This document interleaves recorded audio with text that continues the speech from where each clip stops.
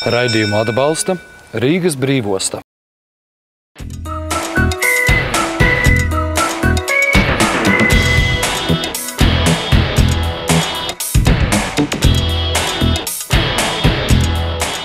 Esiet sveicināti raidījumā no 57. paralēles.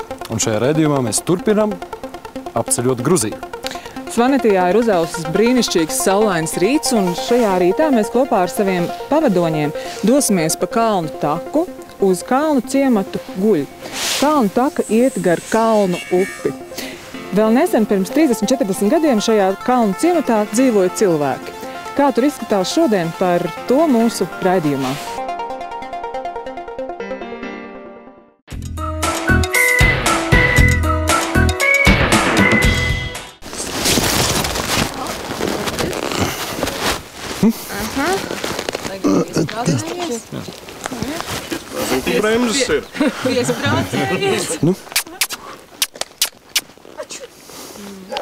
Он знает, куда идти, или я должен его водить, как бы? Ну, рикшор.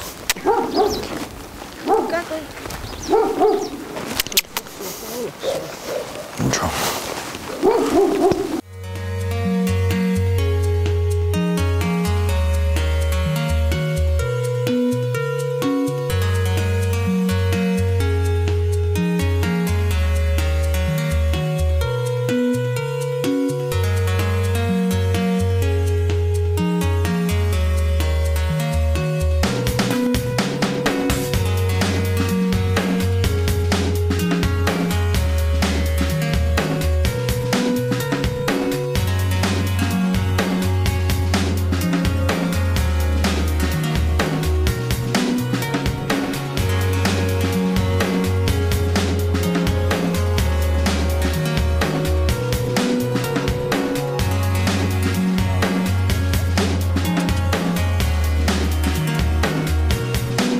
Protams, liek teikt, ka es šobrīd sēžu uz vienīgā iespējamā transporta līdzekļa šeit.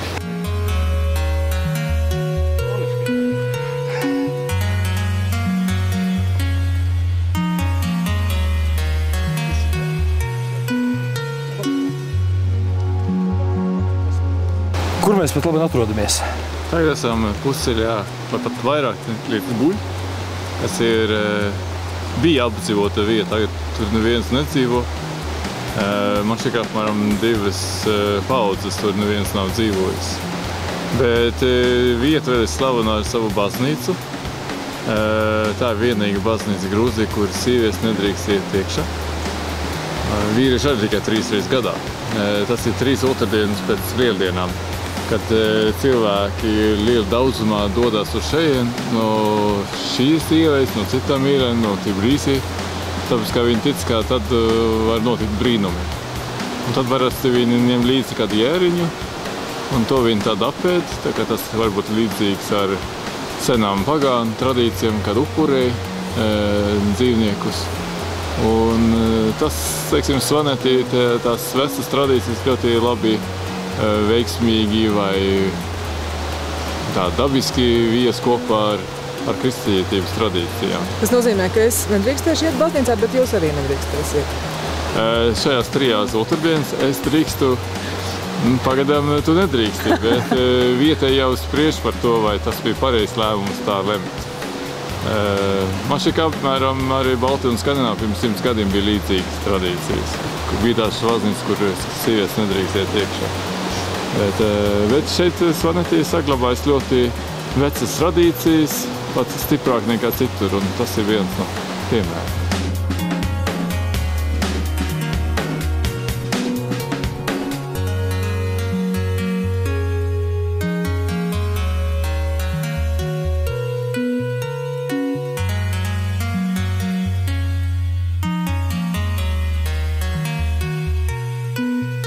Tā, mums aiz muguras ir Guļu ciemata drupas, bet jūs teicāt, ka ir kāds projekts, kas to dzīvību šeit tā kā atgriezt atpakaļ.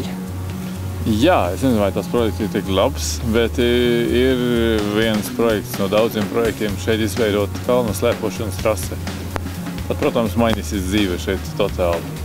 Tagad tomēr arī šeit slēpot ziemā, ja ir tā saucamā randonē slēpes, tad var kāpt augšā uz šīm slēpēm, kas nestīd atpakaļ, noņem to nestīdošu materiālu un tad slēpat atpakaļ. Es šeit pēdējā reize biju aprīlī kopā ar itāļu pensionāriem.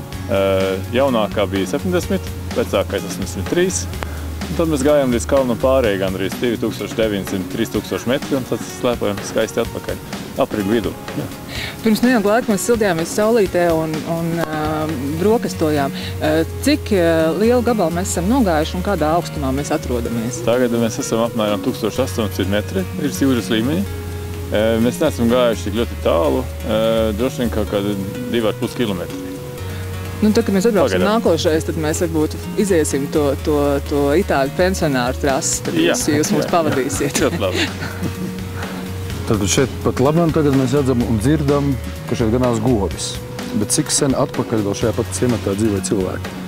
Cik man ir zināms, apmēram pēc kādiem 30–40 gadiem vēl te dzīvoja ļaudis. Bet tagad šeit šodien tad pa vasaru kādu dzīvo, bet reti, bet tālāk augstāk kalnā ir viena vasaras sēta, kur viena sieviete, viena vīrieti dzīvo. Man šeit brālis un māsa. Viņi tur tad dažādi dzīvnieki un taisa sieru un pienu un kaut kādā lejā. Protams, ka jo augstāk, jo zaļāk ir zāles un jo garšīgāk un jo vairāk dod pienu. Bet ciematā tad augstāk vairs nav tāda tā kā ciemati?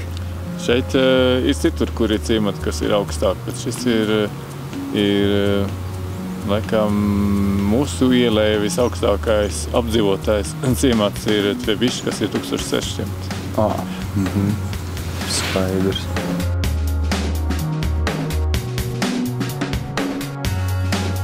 Tā, nu, taksometru šeit izsaukt nav iespējams, arī funikulieri šeit neiet, tā kā mēs dosimies pa to pašu maršrutu gar kalnu upi atpakaļ. Ja.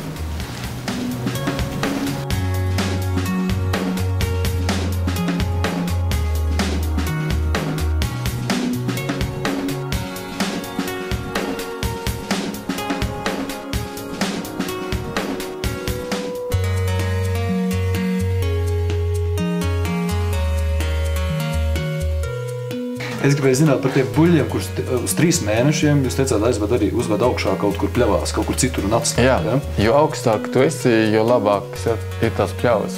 Tāpēc šeit arī ir kalnu sētas, augstāk vasaras sētas, kur ir gan govi, gan buļļi, gan zirgi, bet zirgi un buļļi, tā kā viņam nav jāslauc, viņi var arī uzturēties augstāk. Tā kā bieži, kad es staigāju kalnos un es esmu kaut ko 3000 metru virs jūras līmeni, es sastopos kaut kādiem 20 buļļiem vai 20 zirgiem pēkšņi. Visi man ir apkārt. Pirmo reizi domāju, kas tagad notiks? Viņi tik draudzīgi un vienkārši grib uzzināt, kas ir jauns un vai tev ir kāds cukurs līdzi vai sāls līdzi. Un tad viņi ir tālāk, jā. Ar meža zvēriem, kā viņi tik droši jūtās, viņiem nav nekādu uzbrucēju? Jā, nē, šad un tad gadās, kad lācis gribas kādu lielu maltīti, tad viņas parasti neņem kādu govi, bet ņem kādu bulli. Jā, bet tas ir reti. Tas nav noticis, kā mēs esmu bijuši šeit. Esmu dzirdējis, ka senos laikus tas ir bijis tā, kā kāds ir pazudis. Bet no tā ir jāsaprot, ka šeit tādu pamatīgu meža zvēru nemaz nav? Ir lāči, ir vilki, bet viņi baidās no cilvēkiem, tā kā es nekad neesmu sastapis šo zvērus. Man šeit tāpat kā Baltija, tāpat kā Skandināvija viņi ir, bet cilvēki īpaši to neizjūt. Jā.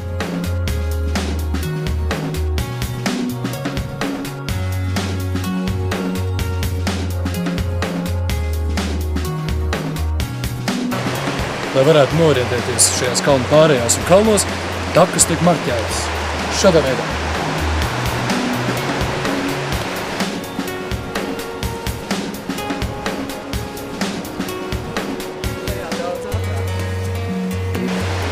Kā jau es minēju, mēs dodamies atpakaļ un jāatzīst, ka ceļš atpakaļ šķiet 3 reizes īsāks nekā ceļš augšu.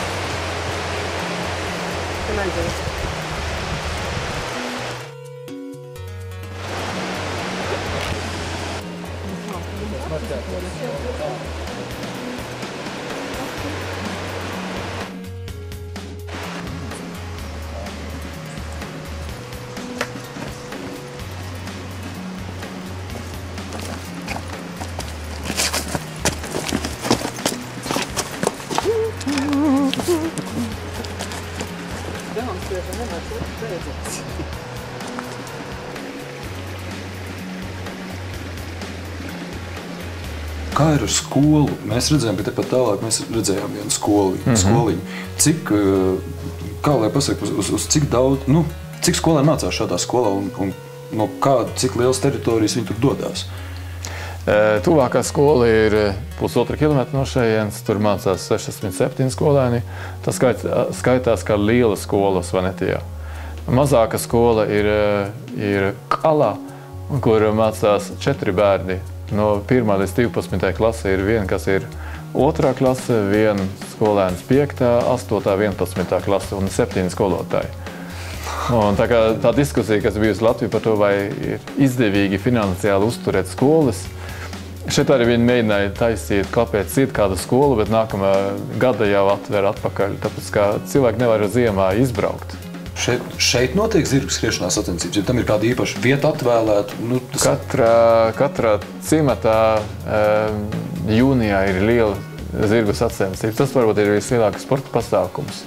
Tāpēc kā šeit ir apmēram tā, ka katram svānam pieder 1 vai 2 vai 3 zirgi. Un katram bērnam ir savi zirgi. Un katrs bērns, man jāzīst, var tik profesionāli jāt, kā es nekad mūžā droši vien nevaru. Bet viņi ir gan meitenes, gan zēni ir dzimuši apmēram uz zirgu. Un zirgu kultūra ir ļoti stipra šeit. Un vislielākās sacensības ir tad, kad vietēji sacensās, kur var visātrāk ar to zirgu. Tīri uz ādumu sacensību? Jā. Bet tam jau nav paredzēta ne tur hipodroms celts vai kaut kas tam līdzīgs, tas jau notiek vienkārši? Vienkārši viskaistākā ielē pasaulē. Viskaistākā ielē? Vienkārši viskaistākā ielē pasaulē. Skaisti.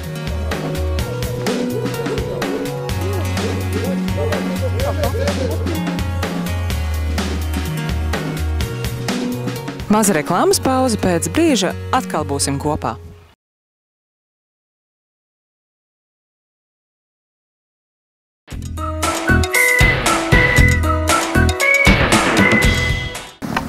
Jā, mēs esam nonākuši pie ciematiņa vietējās mazās baznīciņas. Tā kā pēdējā laikā šeit dodas daudz turistu tālāk iet skatīties ūdenskritums kalnus, tad tagad vietējā ciematiņa iedzīvotāji ir nolēmuši, un ietiekšās sievietes arī bez lakatiem, kas šeit ir aizliegts, tad vietējā iedzīvotāji ir nolēmuši uzcelt sētu apkārt baznīciņai un arī beidzot izgatavot atslēgu, lai sievietes bez lakatiem šai baznīciņā iekšā netiktu.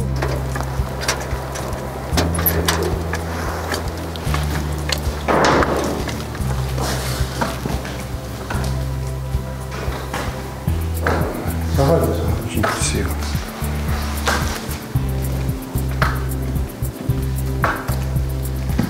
Этого надо порисовать и обделать еще. Это уже почти 3 года, как это построили. 3 года назад. Построили, да. Это обделать надо вообще. Рисовать надо и обделать надо все это. А до этого у вас не было тут своей церкви? Тут построено или есть где-то старое? Нет, это было раньше старое, но здесь было. Здесь и была? Но, это разрушено было. Понятно. И мы новый построили. Да. Новый на том же месте. Этого надо все обделать, порисовать все это, все. Да.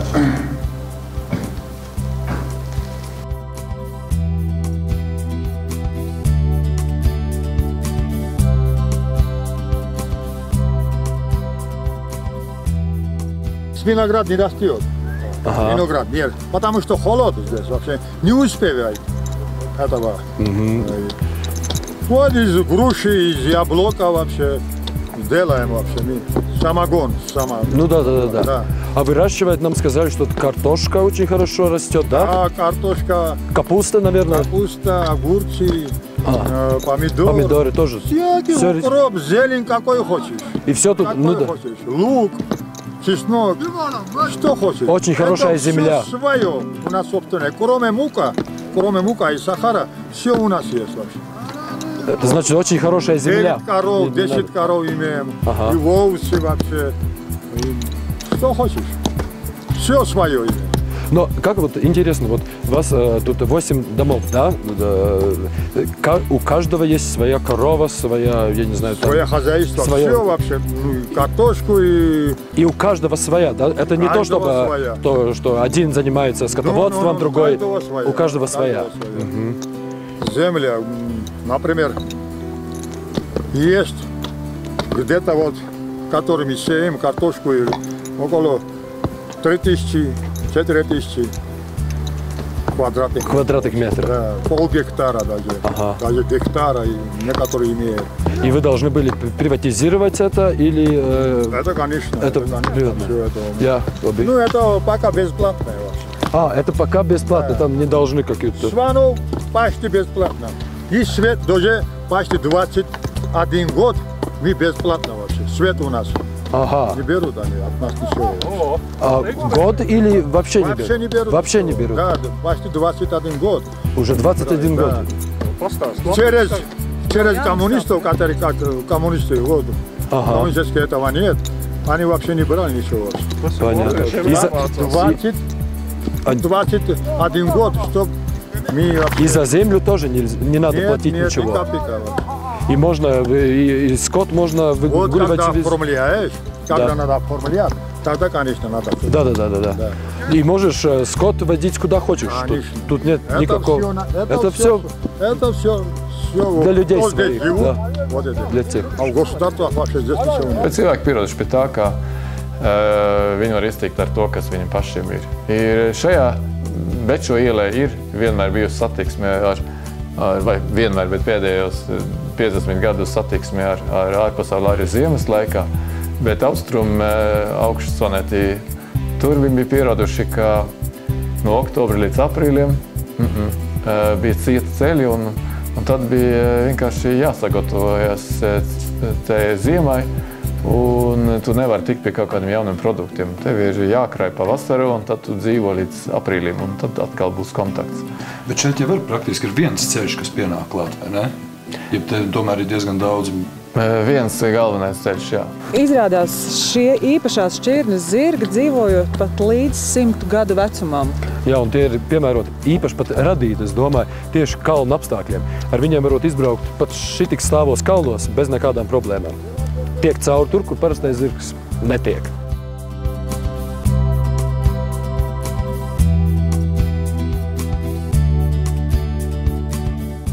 Aprunājoties ar vietējiem iedzīvotājiem, mēs uzzinājām daudz jaunas, interesantas un pat pārsteidzošas lietas.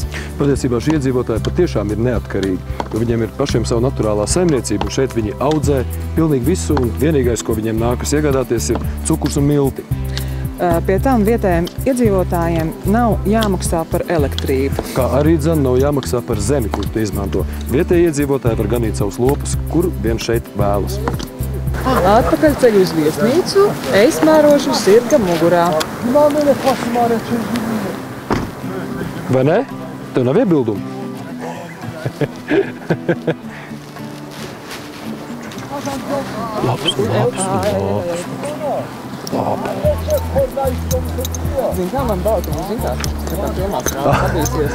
Būs tā kā Kaukās gūstekņi vienā brīdī.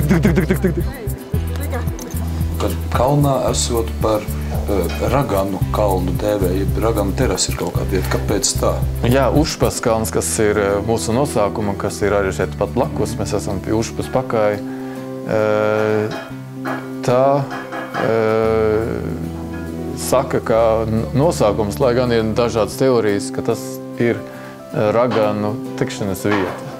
Un ir jābūt ļoti uzmanīgam, lai uzkāptu, lai neaicinātu Raganu dusmas.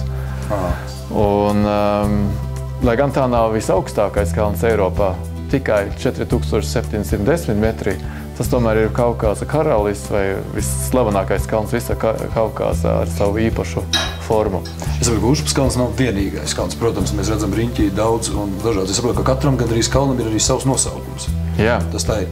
Šeit ir visaugstākie kalni Eiropā. Šeit var redzēt arī pat augstāko kalnu, kas pat labāk neatrodas Grūzijas teritorija, bet Krievijas federācijas teritorija, tas ir Elbrus. Bet šeit uzkāpot kāds 2-3 stundas uz kādu citu kalnu, var lieliski redzēt Elbrus, kas ir tikai 25 km no šejienes. Bet Elbrus ir samērā tāda kā vulkāna kalns, nav īpaši dramatiski. Šeit apkārt ir daudz dramatiskāki un bīstamāki un grūtāki kalni.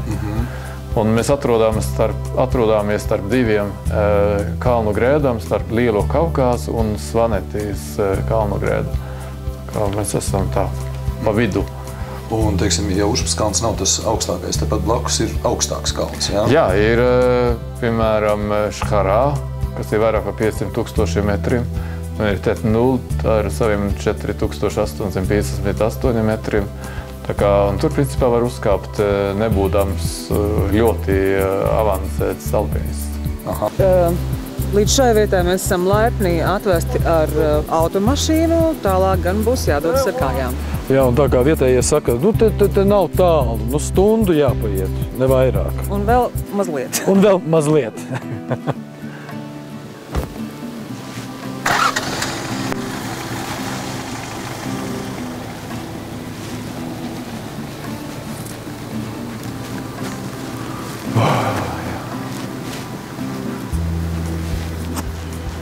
Kurš tālāk ir 4700 metrus augsts. Pat labi, viņš ir tik miglā, ka nevar redzēt neko. Varbūt, ka bišķi paklīdīs, tad varēs. Hei, jūs atkal ejat ne tur. Re, kur ir tas ceļš. Kas tāds bloks neklauks nevienu? Nu, redz, jebkurā vietā te no meža pēkšņi var iznākt kāds jautrs mājlopariņš. Bez saimnieka. Starp citu, mājlopi te paliek ārā visu nakti, kaut arī mežos ir sastopami gan lāči, gan vilki. Un vietējie pamatiedzīvotāji, ja viņiem jautā, kur viņi dodas, vai viņi iet medībās. Jā, mēs ejam medībās, piemēram, medīt lāčus.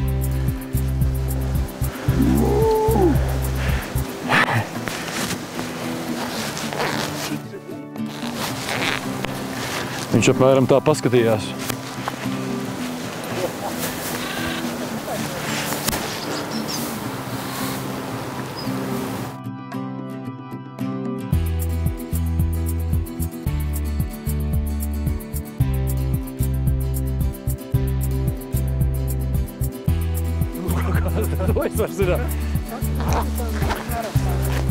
Jā, nu kādu gabaliņu pabraucām ar mašīnu, tagad kādu gabaliņu esam pagājuši ar kājām. Nu, vieta, kur mēs esam apmetušies, atrodas tur lejā tās mazās mājiņas. Arī šis ciemats atrodas 1700 metru augstumā. Tā, nu mēs esam stipri jau augstāk. Hello! Gruzija ir īpaši ar savu augu daudzveidību.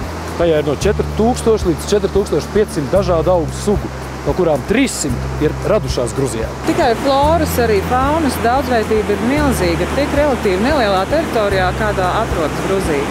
Šeit, piemēram, ir brīvā dabā sastopami arī rododendri.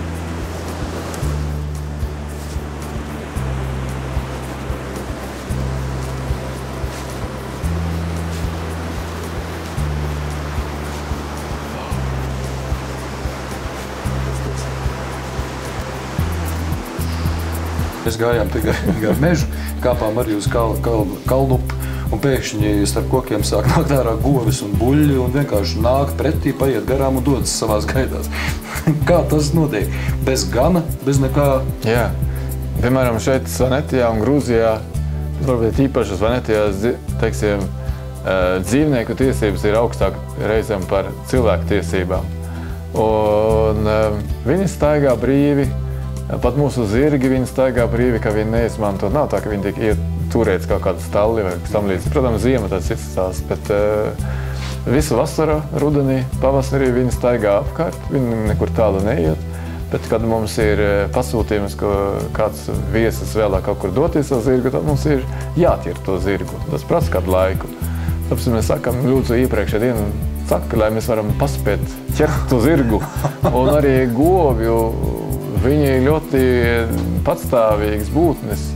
Viņi atstāja savas mājas apmēram ap kādiem 7 no rīta. Tad var redzēt, ka viņi iet liela barā un traudzīgi, teiksim, pa grupām, jā, iet uz tām ganību vietām, bez ganēji, kur viņi zina, ka ir labs zāles un kur labi var paēst. Principā viņas pašas izvēlās, kur iet ēst. Jā, viņi paši izvēlās. Jā. Un tad parasti visi nāk atpakaļ ap kādiem 6, 7 vakara, tad viņi klauvē pie durvīm, lai ja viņi nevar tikt iekšā, nedaudz nepacietīgi šad un tad. Un tā viņi pavada savu. Šad un tad ir kādi govi, kuri grib kaut ko uzdzīvot, kaut kādu naktdzīve piedzīvot, ar kādu buļļi varbūt, un tad nenāk. Un tad visi iedzīvotāji dodas meklējumos, parasti sievietes ir priekšstats, ka viņi ir drosmīgāki šeit, un tad vīrieši pakaļā, un tad viņi atrod vairāk vai mazāk to govi. Svanetī ir izveidojusies Kaukāza centrālajā daļā uz dienvidu austrumiem no Elbrusa. Savukārt no ziemeļiem to ieskauj galvenā Kaukāza kalnu grēda, kuras vidū īpaši izceļas klinšainā Užba. Šīs kalnu grēdas augstums ir 4709 metri, un tomēr devēt arī par Svanu svēto virsotni. Šobrīd mēs stāvam šī kalna pakājē. Bet tā kā tuvojas nakts straujiem soļiem, mums straujiem soļiem savukārt jādodas lejā no kalna.